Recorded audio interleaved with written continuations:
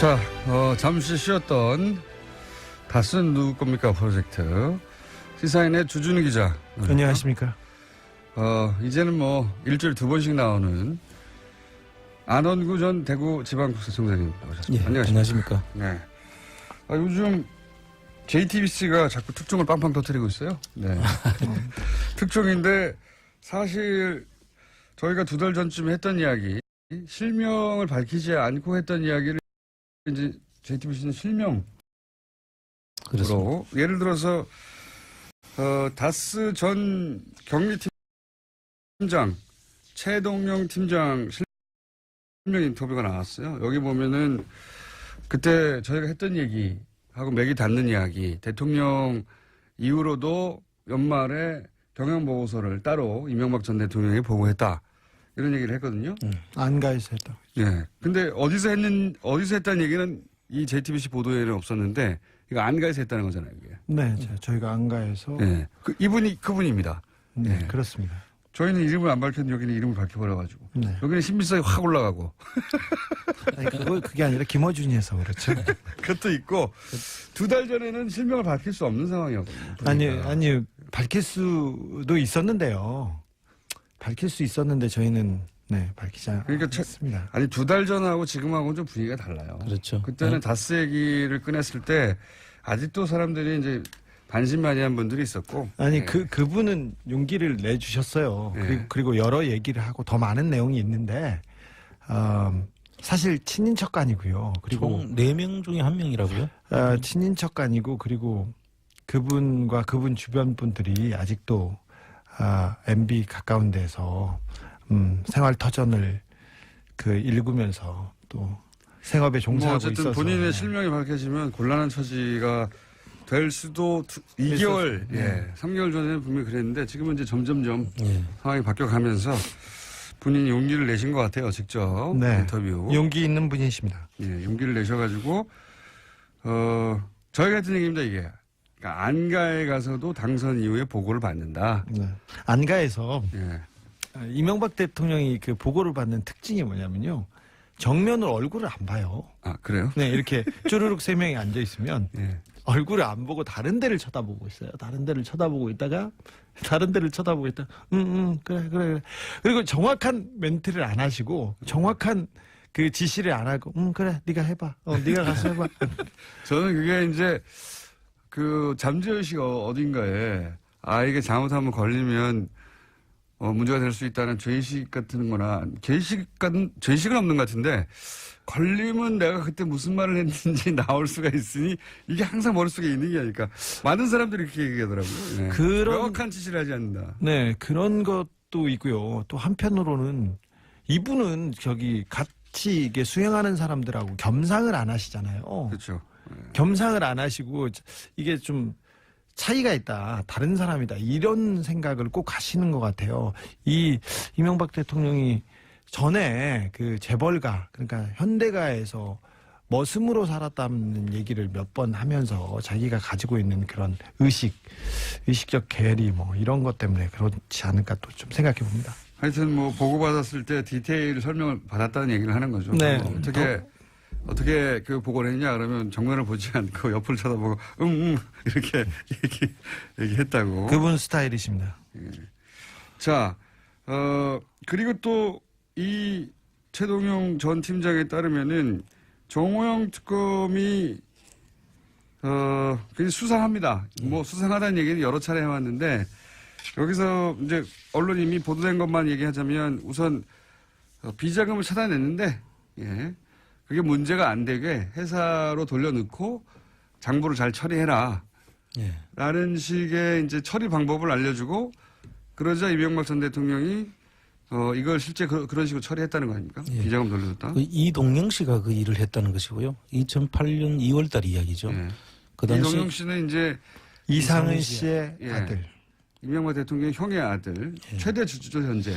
최대 주주의 아들이 그때 가서야 다스에 들어갑니다. 이 일을 하러. 그래서 이분이 그 당시에 이 처리를 하는데 관여를 하고, 그때 이명박 씨가 다스에 가서 일을 하라고 그래서 그때부터 일을 시작했다는 분인데요. 여기서 디테일이 조금 다른 부분이 있는데요. 뭐 최동혁 씨가 다르다는 게 아니라 비자금은 많았어요. 그때 정호영 특검에서 발견된 비자금 덩어리가 한 서너 개 있었는데 그 중에 하나를 처리한 게 이 120억이고요. 100억 원대 비자금은 또 따로 있었다. 네, 사라졌어요. 이미 해서 먹었어요. 이미 해서 먹은 100억 원대가 하나가 있고요.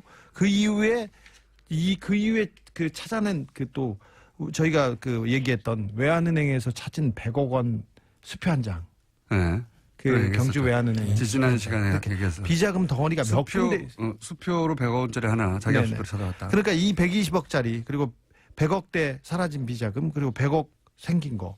그 다음에 그 정호영 특검이 수사를 하다가. 근데 요 세 덩어리를 당시 정호영 특검이 알고 있었죠. 이미 알고 있었다. 알고 있었는데 덮었습니다. 이거 말고 다스로 돌아간 120억만 얘기하고 있는데 그 외에 더 있었다. 더 있습니다. 더 있습니다. 네. 기자분들이 이 부분에 대해서 좀 취재에 나서 주셔야 됩니다.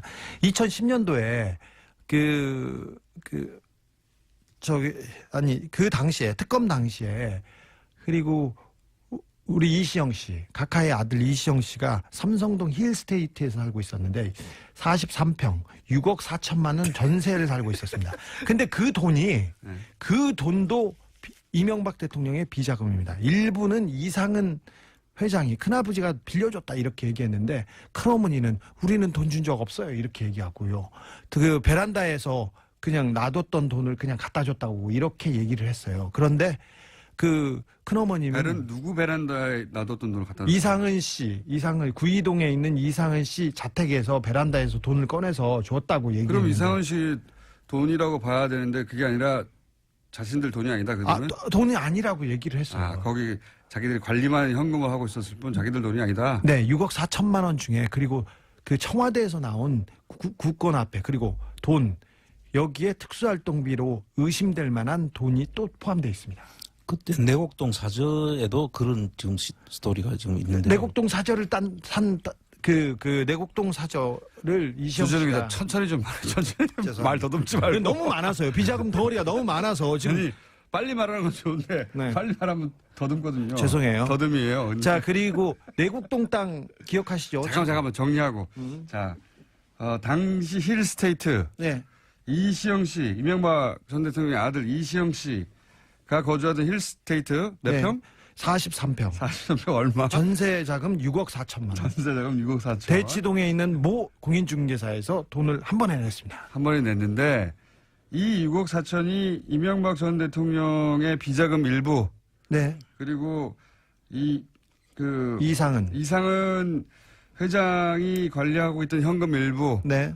그리고 특활비 일부가 섞여 있을 가능성이 있다. 그렇죠. 그 중에 확실한 거는 뭡니까? 이상은 씨가 관리하고 있던 현금과 비자금 일부일 가능성이 아주 높다. 네. 근데 그 특검에서 이상은 그 회장은 이분은 조사를 제대로 안 하고요. 그 삼성병원 19층에서 누워 있다가 그냥 받았어요. 받았는데 그때 내가 줬다 이렇게 얘기를 했는데 큰어머님께서는 우리는 준 적이 없어요. 이렇게 얘기를 했어요. 그러니까 자신들의 재산은 아니다. 네네. 이론입니다. 준 적이 없다고 얘기했는데 그냥 특검에서 그냥 덮었죠. 덮었다. 네. 이거 말고 차후에 내곡동 땅이 드러나고 내곡동 특검에서도 이시영 씨가 돈을 내는데 그 돈도 청와대에서 온 비자금입니다. 그러니까 그때 해명을 이렇게 했죠. 내곡동 사저 생각나시죠? 다들. 예. 특검도 한번 했는데 거기서 뭐 다 털어줬지만 이때도 이상은 씨로부터 돈을 받았다. 빌려서 이 땅값을 냈다라고 했는데 그때 이 돈의 출처에 대한 이야기가 많이 있었어요. 네. 근데 여기에 이 청와대 특활비 일부가 들어간 게 아니냐? 네, 그렇습니다. 이상은 씨가 관리하고 있던 비자금과 2008년에 이시영 씨가 재산 등록 신청을 했어요. 네. 근데 그때 이시영 씨가 가지고 있던 돈은 3,852만 원이 전체예요. 근데 이명박 대통령과 김인옥 여사도 재산 신고를 하지 않습니까? 근데 그 재산에서는 돈이 한 푼도 변화하지 않았고 이시영 씨한테 갔다고 신고하지도 않았어요. 그러니까 이거는 다 비자금입니다. 그래서 이상은 씨한테 빌렸다고 한 거 그때 아닙니까? 그랬습니다. 설명을. 네.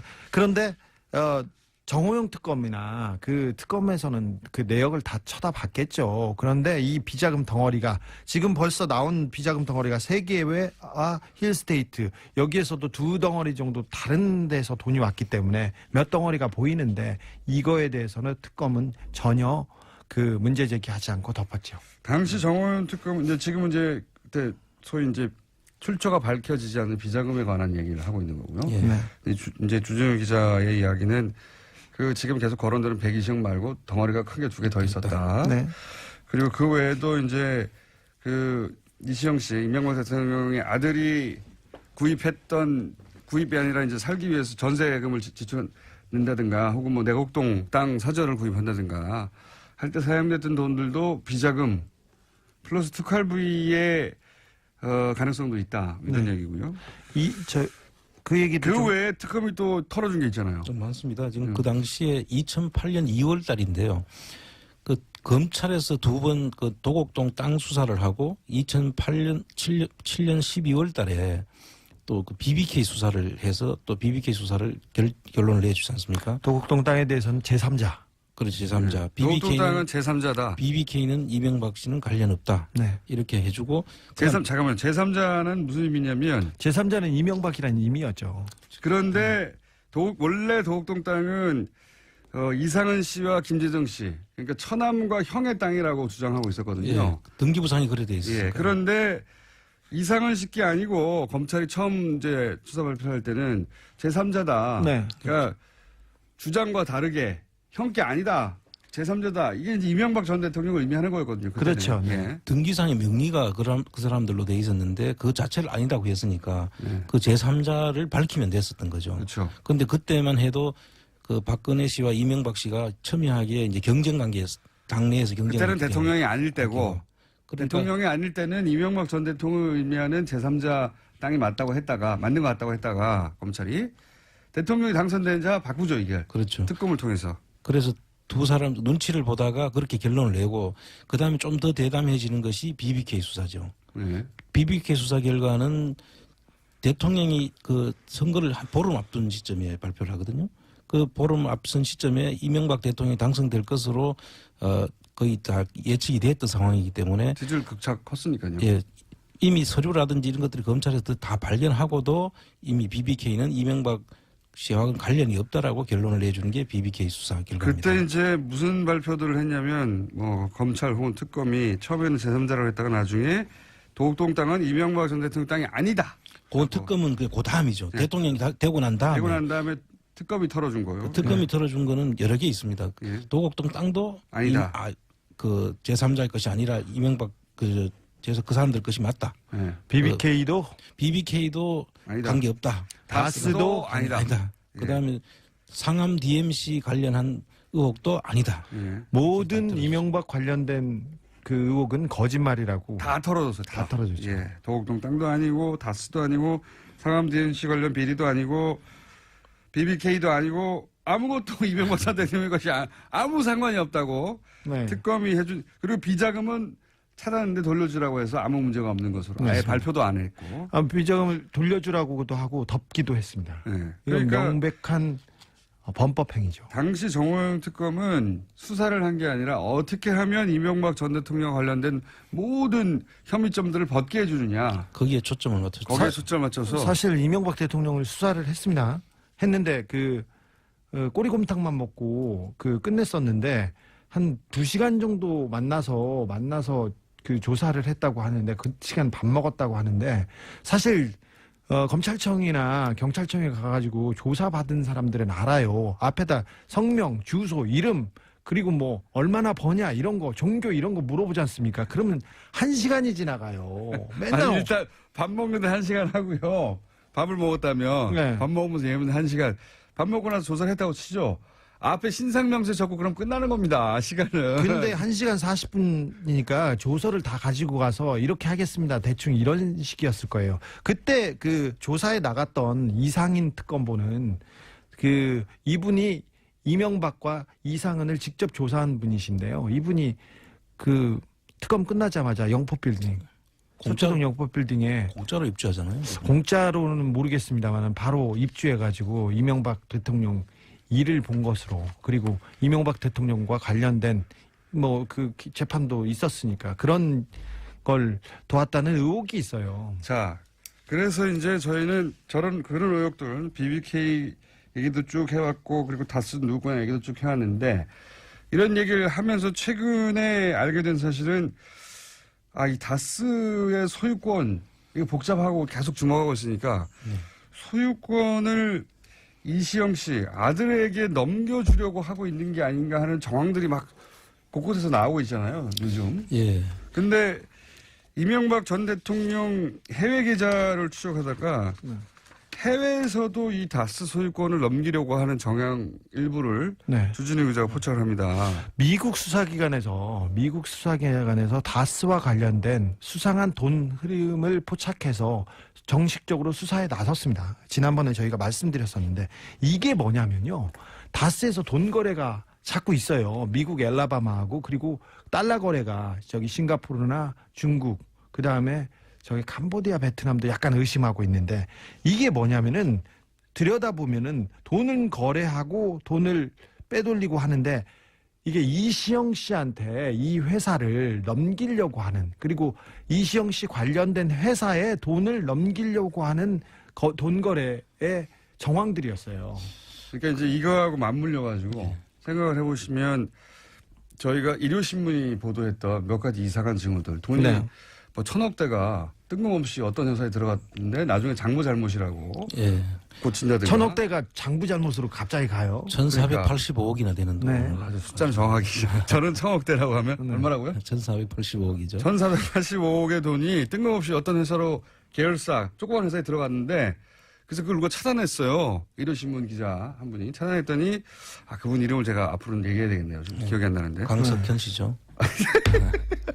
강현석 씨. 광현석 씨. 예. 저기 찾아볼게요. 일요신문 기자가 우연히 그걸 차단합니다.